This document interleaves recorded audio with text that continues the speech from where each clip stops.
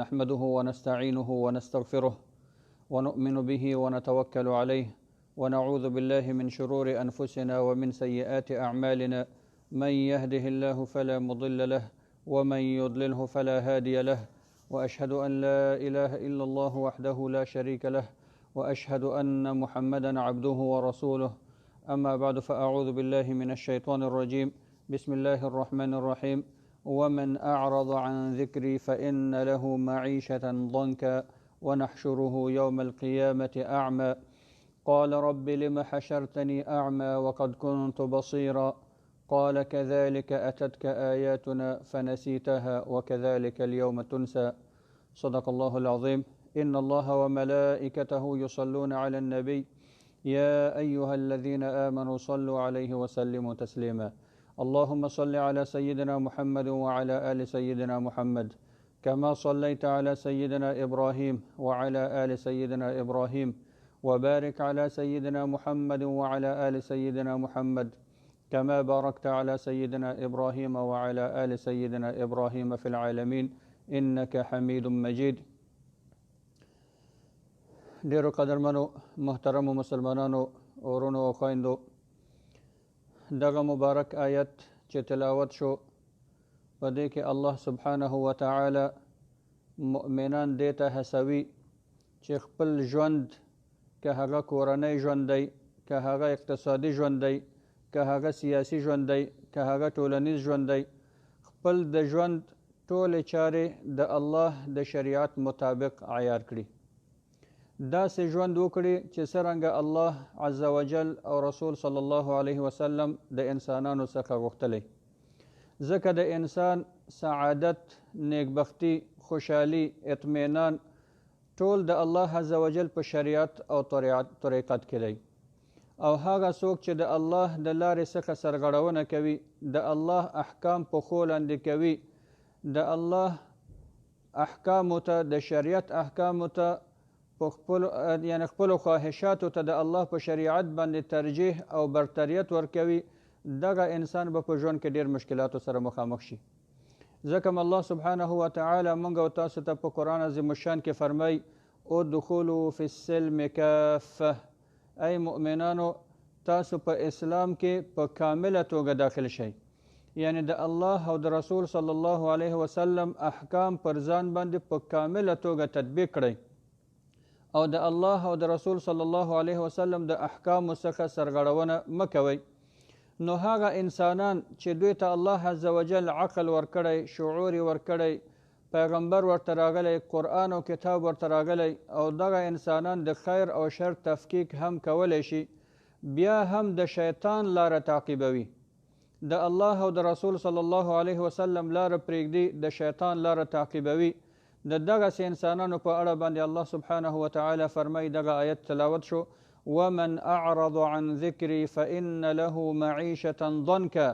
هغه څوک چې زما له یاد څخه، زما د ذکر څخه، زما د دین څخه، زما د قرآن څخه او شریعت څخه سرغړونه کوي، مخ اړوي، فإن له معیشة ضنکا، نو دغه انسان به په دنیا کې ډېر تنګ ژوند ولري، ډیر بد ژوند به ولري. یعنی هغه څوک چې زما د امر مخالفت کوي، هغه څه چې ما پر خپل پیغمبر محمد صلی الله علیه وسلم نازل کړی قرآن عظیم الشان، د هغې مخالفت کوي، نو دغه انسان به په دنیا کې ډیر بد ژوند ولري. معیشة ضنکا، دغه ضنکا لفظ چې قرآن عظیم الشان کې راغلی، دغه ژوند ته وایي چې انسان به په خپل ژوند کې اطمینان ونه لري، د انسان ذهن به مشوش وي، خاطر به مشوش وي، زړه کې به خوشحالي نه وي، ژوند به تنګ وي، همیشه به دی ګوري چې ښه لباس به لري، ښه موټر به لري، ښه کور به لري، ښه معاش به لري، مګر د زړه خوشحالي به نه لري، قلبي سکون به نه لري، اطمینان به نه لري، کورنۍ خوشحالي به نه لري، همیشه به مشکلاتو او تشویش کوي. مګر انسانان اوس وخت کې د دغه مشکلاتو څخه شکایت کوي، مګر د مشکلاتو علت ته نه ګوري چې ما ته دغسې ژوند ولې را په برخه شوی، زما ژوند کې ولې خوشحالي نشته، زما په ژوند کې ولې د زړه پراختیا نشته، ولې سکون نشته، ولې اطمینان نشته. مګر جانب مقابل ته نه ګوري چې زه د الله په شریعت برابر نه یم، ما خپل ځان د الله په دین باندې نه دی برابر کړی، که چیرې انسان د الله د شریعت په چوکاټ کې ژوند وکړي، حلالو ته حلال ووایي، حرامو ته حرام ووایي، فرایض پر ځای کړي، نوافلو کې خپل د وسع مطابق کوشش وکړي، د محرماتو څخه ځان وساتي، دغه انسان بهترین انسان دی، بهترین ژوند به لري. نه کورنۍ مشکلات، نه د زړه تنګوالی، نه ډپریشن شته، نه ټینشن شته، نه تشویش شته. انسان به ډېر د راحت ژوند ولري، هیڅ نوع تشویش او پریشانی به ونه لري. همدارنګه د دې آیت کې بیا رسول الله عز وجل فرمایي ونحشره یوم القیامة اعمى. په دنیا کې خو به دغه انسان ډېر تنګ ژوند ولري، مګر په آخرت کې به هم دی ړوند وي، نابینا به وي. نو دغه انسان چې د قیامت په ورځ د محشر په میدان کې چې هغه سخته ورځ ده، ټول مخلوقات به د نفسي نفسي په حالت کې وي، هر انسان به د الله حضور طرف ته منډې وهي، په عجله به ځان د محشر میدان ته رسوي. چې یو انسان ړوند وي، نابینا وي، دی منډه نشي وهلی، حرکت نشي کولی، پښو لاندې کېږي، غورځېږي، نو دی به د قیامت په ورځ باندې نابینا راپاڅېږي. کله چې دغه انسان خپل حالت نابینایي په حالت کې ګوري، نو دی به الله عز وجل ته التماس وکړي چې رب لم حشرتني اعمى وقد كنت بصيرا. یا الله، دوباره د محشر په میدان کې تا ولې زه ړوند راپاڅولم، زه ولې نابینا یم نن؟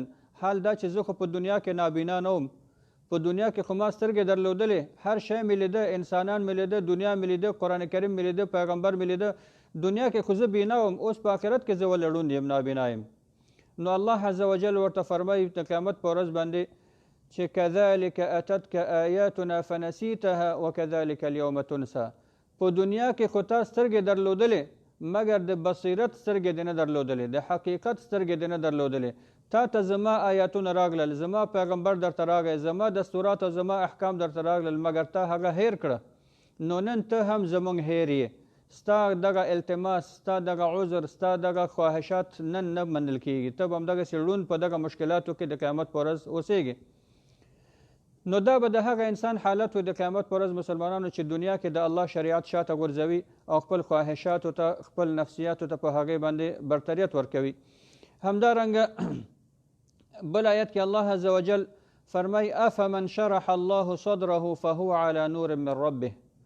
په مقابل کې دا د مؤمن دپاره دی، هغه انسان چې الله عز وجل د هغه زړه مشرح ګرځولی وي، د هغه زړه الله عز وجل د اسلام په نور باندې منور ګرځولی وي، دی د الله احکام او اوامر په ځای کوي، د شریعت احکام په ځای کوي، د پیغمبر صلی الله علیه وسلم اتباع او پیروي کوي. نو دغه انسان په اړه باندې الله فرمایي چې فهو علی نور من ربه. دغه انسان به په دنیا کې د الله په یو نور کې ژوند کوي، دغه نور به د ده په زړه کې وي، د ده په ذهن کې به وي، د ده په ژوند کې به وي، د ده په مال کې به وي، د ده په اولاد کې به وي. دی به په دنیا کې د خپل ژوند څخه لذت اخلي، د خپل اولاد څخه به لذت اخلي، د خپل مال څخه به لذت اخلي. یعنی هر هغه رزق او روزي او مال او اولاد او صحت چې الله ورته ورکړی د ده په نفع به تمامیږي، دی به د هیڅ یو نه شکایت نه لري. ومن يرد ان يضله يجعل صدره ضيقا حرجا كانما يصعد في السماء. اما هغه انسان چې ګمراهي ځان ته غوره کوي، د الله اوامر شاته غورځوي، حرامو کې مبتلا وي، نو بیا الله عز وجل د ده دغه ژوند چې دی، زړه د ده چې دی تنګ کړي الله عز وجل، ضیقا حرجا، زړه یې داسې تنګ وي، دومره مشکلاتو کې اخته وي لکه یو انسان چې پورته خیږي. که موږ او تاسو تجربه وکړو کله چې یو لوړوالي باندې خیږي، په غره باندې خیږي یا داسې یو جګ ځای باندې خیږي، نو انسان په زړه باندې، سینې باندې فشار راځي، نفس دې قید کېږي، زړه دې نیول کېږي، فشار په انسان باندې راځي. نو دغه انسان په دنیا کې د ده ژوند همیشه د فشار سره، د مشکل سره مخ وي. دی به د هرې لورې نه ناراحته وي، د شپې خوب به نه لري، ناراحتي به لري، تشویشونه به لري، پریشانتیا به لري، د هر لورې مشکل مشکل مشکل مشکل. خو علت یې همدا دی چې دی د الله اوامر نه په ځای کوي. که چیرې دغسې انسان الله ته رجوع وکړي، د الله اوامر په ځای کړي، د نواهیو څخه ځان وساتي، د الله نافرماني پرېږدي، نو دغه انسان ته به الله عز وجل بیرته د ده زړه منور وګرځوي، زړه کې به نور پیدا شي چې خوشحالي او راحت او اطمینان او سکون به ورته پیدا شي. نو ځکه بل آیت کې الله سبحانه وتعالی موږ او تاسو ته یو عمومي قاعده فرمایي ومن كان في هذه اعمى فهو في الاخره اعمى واضل سبیلا. څوک چې په دغه دنیا کې ړوند وي، دی به په آخرت کې هم ړوند وي. په دې دنیا کې د ړوندوالي نه مثال د سترګو نابینایي نه ده. ډېر ړانده انسانان، نابینا انسانان به په دنیا کې لرو چې په آخرت کې به بینا وي، مګر ډېر بینا انسانان به موږ په دنیا کې لرو چې په آخرت کې به ړانده وي. هغه انسان چې په دې دنیا کې ړوند وي، حقیقت نه ګوري، حق ته غاړه نه یږدي، د الله امر ورته راځي د سرکشي کوي، نافرماني کوي، د الله حکم به ورته بیانېږي دی به په پښو لاندې کوي، نو څه چې ناروا کارونه دې ترسره کوي ځان به شریعت ته نه تسلیموي، غواړي به چې د شریعت احکام خپل خواهشاتو مطابق عیار کړي، نو دغسې انسان په دنیا کې دی حقیقت کړون دی، ځکه دی د بینایي سره حقیقت نه ګوري، حقیقت نه اوري، په حقیقت باندې عمل نه کوي، نو دی به په آخرت کې هم ړوند وي و اضل سبیلا، ډېر ګمراه انسان به وي په آخرت کې، بیا د ده مسیر نعوذ بالله جهنم ته دی. الله دې موږ تاسو ټولو ته هدایت وکړي. نو همدغه اساس باندې مونږ او تاسو نه دا غوښتل شوي دي چې د الله سبحانه وتعالی په اوامرو باندې په دنیا کې عمل وکړو، ځکه الله عز وجل بل آیات کې فرمایي چې الا بذکر الله تطمئن القلوب، ای انسانانو آگاه اوسئ، متوجه اوسئ چې د الله په یاد سره، د الله په ذکر سره تطمئن القلوب، ستاسو زړونو ته اطمینان حاصلیږي، ستاسو زړونو ته سکون حاصلیږي، آرامتیا ورته حاصلیږي، خوشحالي او سعادت ورته حاصلیږي. یو انسان چې د الله فرمان بردار دی هغه به د دنیا هیڅ شی نه لري، ګوري چې مال نه لري، موټر به نه لري، کور به ښایسته نه لري، د دنیا ژوند به ډېر ساده ژوند وي، مګر د ده سعادت ته چې وګوري هغه سعادت دپاره به ډېر میلیونر انسان دغه تقاضا کوي چې د دغسې انسان غوندې سعادت موږ درلودلی، زړه خوشحالتیا به لري، راحت به لري، ډېر ساده ژوند به لري، خو دی به پکې ډېر خوشحاله وي، مګر مقابل کې هغه ګمراه انسان چې ګوري هغه به ډېر ماده پرست مادیاتو ډک ژوند لري، مگر خوشحالي، سعادت او اطمینان به نه لري.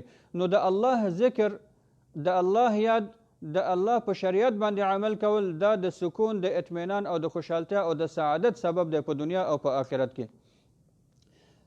یو شخص نه چې هغه ابن حرمل نومیږي، د یو وخت کې یو مسجد کې و، په دې مسجد کې دا مسجد د لمونځ کوونکو څخه ډک و، ډېر غټ تعداد خلک مسجد کې و. دغه ابن حرمل څخه چا پوښتنه وکړه، ده ته وویل چې د مسجد ته وګوره څومره خلک منځه ته راغلي دي. ده چې د خلکو ته وکتل ویل یو نفر مونځ کوي، یو نفر مونځګزار دی.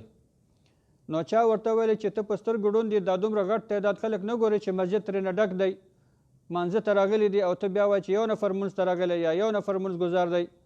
نو ده ورته په جواب کې وویل چې حقیقت کې ړوند انسان زه نه یم، ړوند انسان هغه انسان دی چې دی کونډه ګوري، یتیم ګوري، غریبان او مسکینان ګوري، مګر سترګې د هغو په مقابل کې ړانده وي، هغو سره مرسته نه کوي.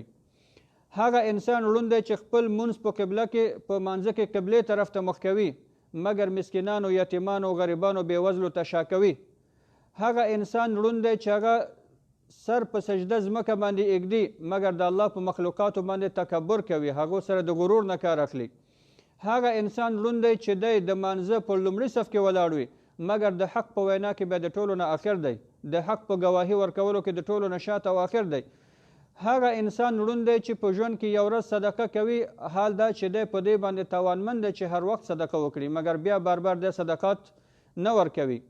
هغه انسان ړوند دی چې دی د خوراک څخه، د څښاک څخه، د شهوت څخه روژه نیسي، مګر د حرامو څخه روژه نه نیسي. روژه به په محرم کې نیسي، په رمضان کې به نیسي، په نورو ورځو کې به نیسي، مګر هلته به حرام خوري، هلته به قمار وهي، هلته به سود خوري، هلته به نور مشکلات کوي. ړوند هغه انسان دی چې د کعبې شریفې خواوشا طواف کوي، مګر د یتیمانو او بېوزلو خواته طواف نه کوي، په دې معنی چې کعبې ته به ځي، مال به مصرفوي، مګر د یتیم او د غریب او د بېوزل انسان پوښتنه نه کوي.